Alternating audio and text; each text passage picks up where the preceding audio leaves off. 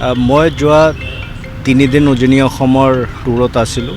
ইয়াত আমি যিখিনি আমাৰ অৰুণাচল আৰু নাগালেণ্ডৰ সীমামূৰীয়া অঞ্চল, বিশেষভাৱে য'ত ম্যানমাৰৰ পৰা কিছুমান মিলিটেণ্ট গ্ৰুপৰ মানুহ আহি কুঠাঘাতমূলক কাৰ্যসূচী হাতত ল'ব পাৰে, সেই অঞ্চল আমি ছাৰ্ভেও কৰিছোঁ আৰু আমি তাত যিখিনি একশ্যন ল'ব লাগে, প্ৰিভেণ্টিভ মেজাৰ্ছ যিখিনি ল'ব লাগে তাৰ বিষয়ে আলোচনা কৰিছোঁ।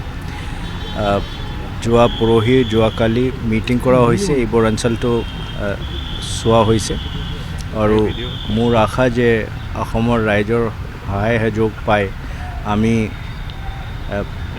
শান্তিপূৰ্ণভাৱে ৰিপাব্লিক ডেটো পাৰ কৰিব পাৰিম। মই যোৱা 3 দিন উজনি অসমৰ টুৰত আছিলোঁ। ইয়াত আমি যিখিনি আমাৰ অৰুণাচল আৰু নাগালেণ্ডৰ সীমামূৰীয়া অঞ্চল, বিশেষভাৱে য'ত ম্যানমাৰৰ পৰা কিছুমান মিলিটেণ্ট গ্ৰুপৰ মানুহ আহি কুঠাঘাতমূলক কাৰ্যসূচী হাতত ল'ব পাৰে, সেই অঞ্চল আমি ছাৰ্ভেও কৰিছোঁ আৰু আমি তাত যিখিনি একশ্যন ল'ব লাগে, প্ৰিভেণ্টিভ মেজাৰ্ছ যিখিনি ল'ব লাগে তাৰ বিষয়ে আলোচনা কৰিছোঁ। যোৱাকালি মিটিং কৰা হৈছে, এইবোৰ অঞ্চলটো চোৱা হৈছে আৰু মোৰ আশা যে অসমৰ ৰাইজৰ সহায় সহযোগ পাই আমি শান্তিপূৰ্ণভাৱে ৰিপাব্লিক ডেটো পাৰ কৰিব পাৰিম। মই যোৱা 3 দিন উজনি অসমৰ টুৰত আছিলোঁ।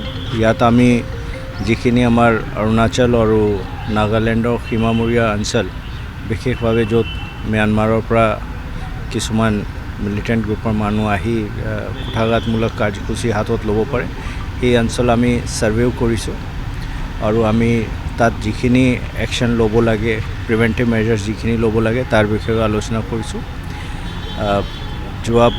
যোৱাকালি মিটিং কৰা হৈছে, এইবোৰ অঞ্চলটো চোৱা হৈছে আৰু মোৰ আশা যে অসমৰ ৰাইজৰ সহায় সহযোগ পাই আমি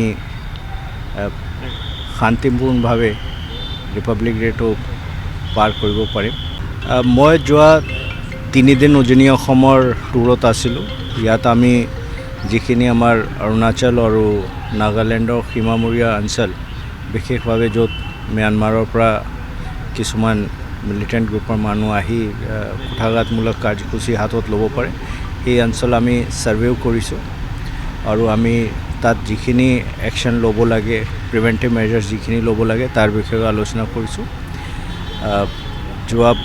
যোৱাকালি মিটিং কৰা হৈছে, এইবোৰ অঞ্চলটো চোৱা হৈছে আৰু মোৰ আশা যে অসমৰ ৰাইজৰ সহায় সহযোগ পাই আমি